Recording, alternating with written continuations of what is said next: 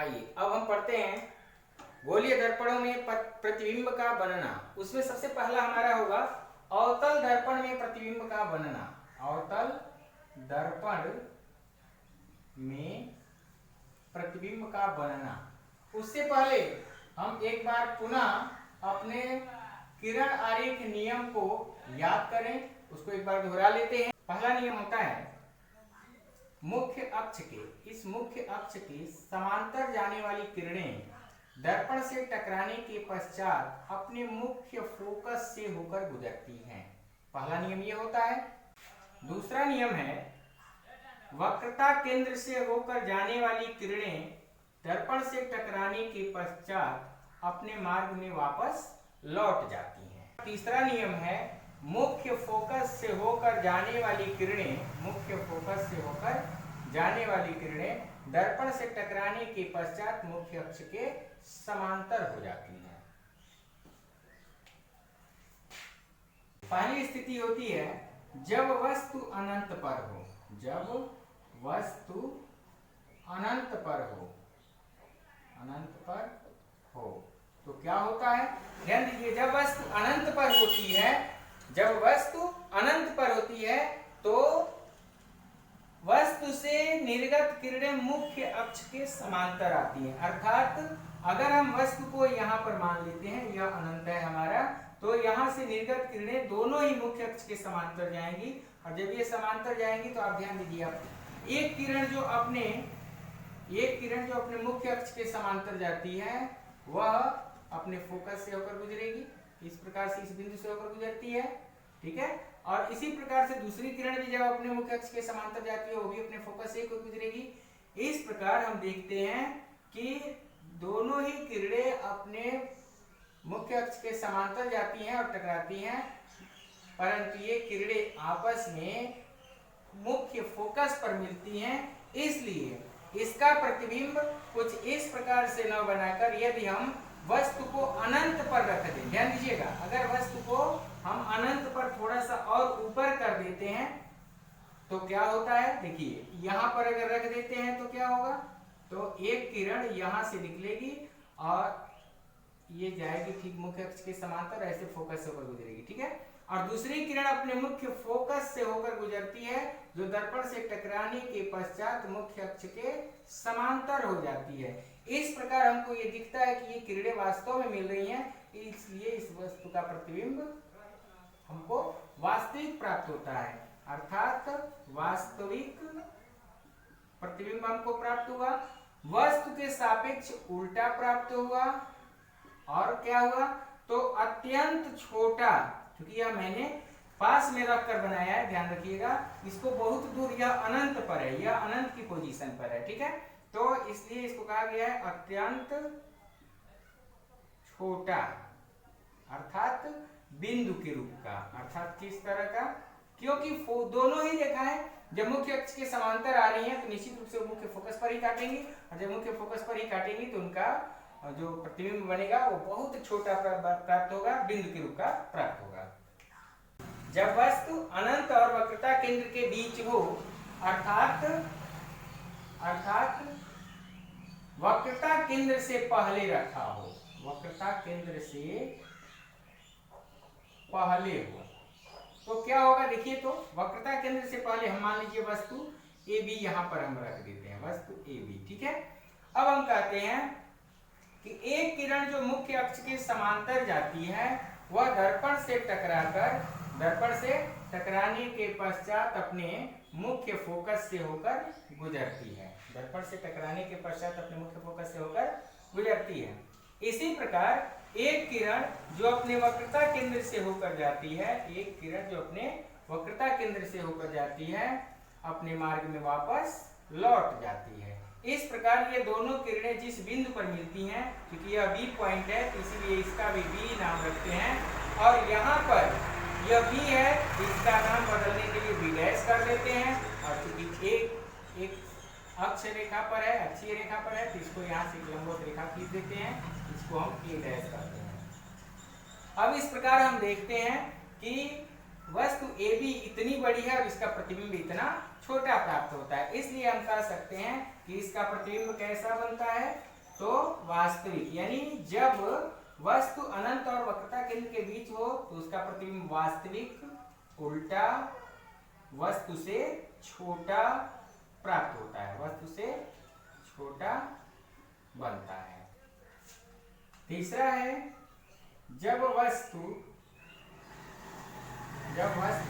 वक्रता केंद्र C पर रखी हो, वक्रता केंद्र C पर हो तो क्या होगा, देखिए तो मान लेते हैं वस्तु यहाँ पे रखी है A B, यहाँ पे वस्तु A भी रख ली है हम लोग। क्या कहते हैं कि एक किरण जो मुख्य अक्ष के समांतर जाती है, दर्पण से टकराने के पश्चात अपने मुख्य फोकस से होकर गुजरती है, अपने मुख्य फोकस से होकर गुजरती है, ठीक है। और इसी प्रकार एक किरण जो अपने मुख्य फोकस से होकर जाती है, दर्पण से टकराने के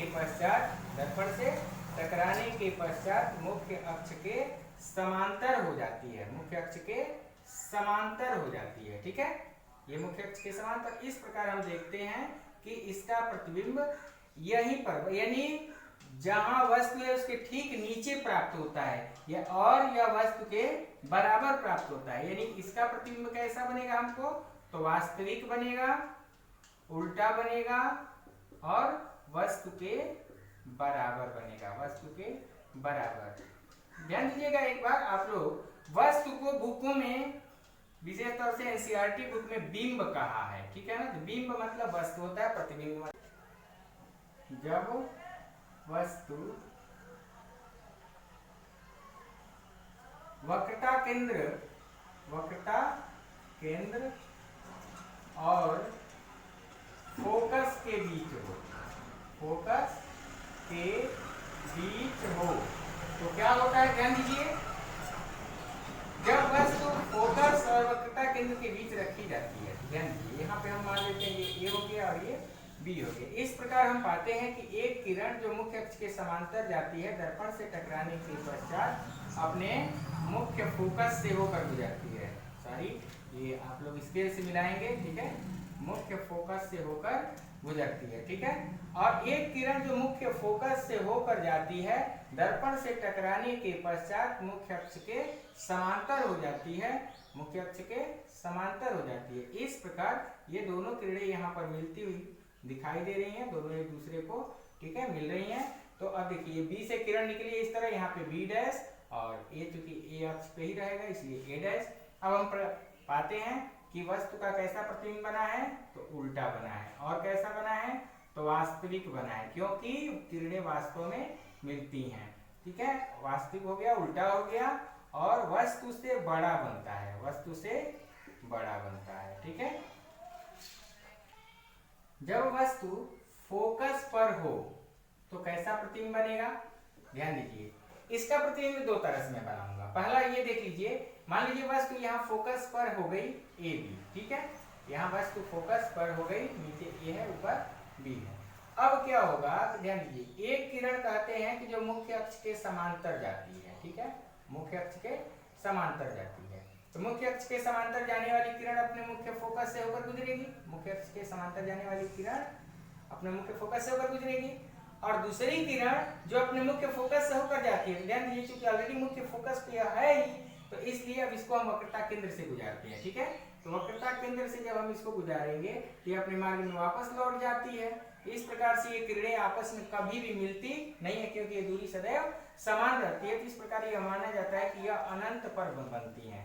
यह कहाँ पर बनता है फिगर, अनंत पर बनता है, वास्तविक बनता है, परंतु वास्तविक बनता है तथा उल्टा बनता है, क्योंकि नीचे ही मिलेगा हमको, उल्टा बनता है और अत्यंत बड़ा बनता है, अत्यंत बड़ा बनता है। इसी पर हम एक और फिगर आपको दिखा दें, मिटाकर इसी दिखा देते हैं। देखिए, अगर हम कहें कि वस्तु फोकस पर है, ठीक है, तो आप जानते हैं कि फोकस से निकले वाली किरणें, फोकस से निकलने वाली किरणें जो अपने फोकस से होकर जाती हैं, दर्पण से टकराने के पश्चात मुख्य अक्ष के समांतर हो जाएंगी। इसी प्रकार अगर वस्तु से यहाँ की किरणें हम कह दें तो मुख्य अक्ष के समांतर हो जाएंगी, और ये भी किरणें वास्तव में जाकर कहीं प्रतिच्छेदित नहीं करती हैं, जिससे इसका प्रतिबिंब कहाँ मिलता है, हमको अनंत पर प्राप्त होती है। जब वस्तु किस पर हो,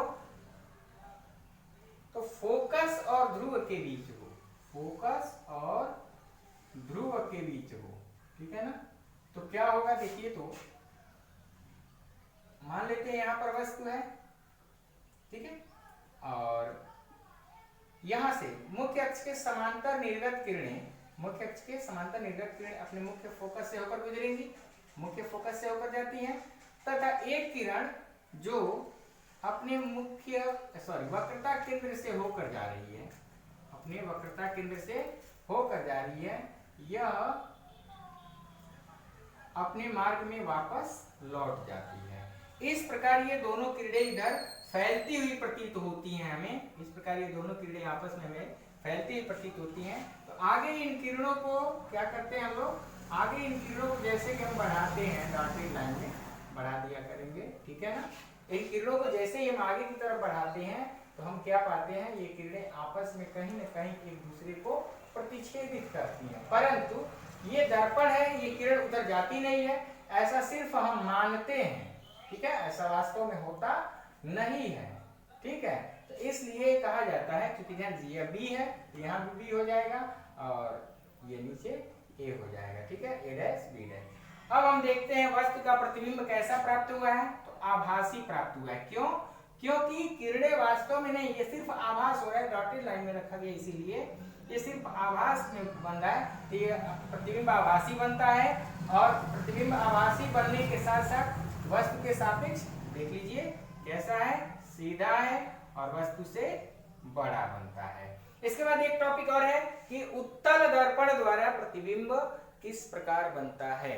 उत्तल दर्पण में प्रतिबिंब कैसे बनता है, देखिए उत्तल दर्पण में किसी भी स्थिति में, चाहे वह वस्तु वक्रता केंद्र से अधिक दूरी पर हो, अनंत पर हो, फोकस पर हो, कहीं भी हम वस्तु को किसी भी स्थिति में रखते हैं तो उसका प्रतिबिंब सदैव एक ही जैसे प्राप्त होता है, इसलिए इसका एक ही फिगर बनाया जाएगा। जैसे देखिए, मान लेते हैं कोई वस्तु यहाँ रखी है, ठीक है, किसी भी स्थिति पे रखी हुई है वस्तु AB, ठीक है, तो वस्तु AB से निर्गत किरणें मुख्य अक्ष के समांतर जाती हैं तथा मुख्य अक्ष के समांतर जाने वाली किरणें अपने मुख्य फोकस से होकर जाती हुई प्रतीत होती हैं, अर्थात ये वास्तव में नहीं जाती हैं, ये सिर्फ हमको जाती हुई प्रतीत होती हैं, ठीक है। ये इधर डॉटेड लाइन में इसको दिखाया जाएगा क्योंकि वास्तव में नहीं जाती हैं, ठीक है, ये इधर चली जाती हैं। और दूसरी किरण जो अपने वक्रता केंद्र से होकर जाती है, किससे होकर जाती है, वक्रता केंद्र से होकर जाती है, इसके लिए ध्यान देंगे क्या हो गया, ये वक्रता केंद्र से होकर जाने वाली किरण अपने मार्ग में वापस लौट जाती है। इस प्रकार से ये किरणें जहां पर आपस में टकराती हुई प्रतीत होती हैं, उसी बिंदु पर यह एक छोटा सा प्रतिबिंब हमको आभासी रूप में प्राप्त होता है, ठीक है। तो इस प्रकार हम देखते हैं कि उत्तल दर्पण में कैसा प्रतिबिंब प्राप्त हुआ, तो आभासी प्राप्त हुआ। कैसा प्राप्त हुआ, आभासी, पहली चीज। दूसरा क्या, तो वस्तु से छोटा, वस्तु से छोटा, और कैसा प्राप्त हुआ, तो सीधा प्राप्त हुआ। उत्तल दर्पण में किसी भी स्थिति में वस्तु को रखा जाए, ठीक है, तो उसका प्रतिबिंब हमेशा आभासी, सीधा और वस्तु से छोटा प्राप्त होता है।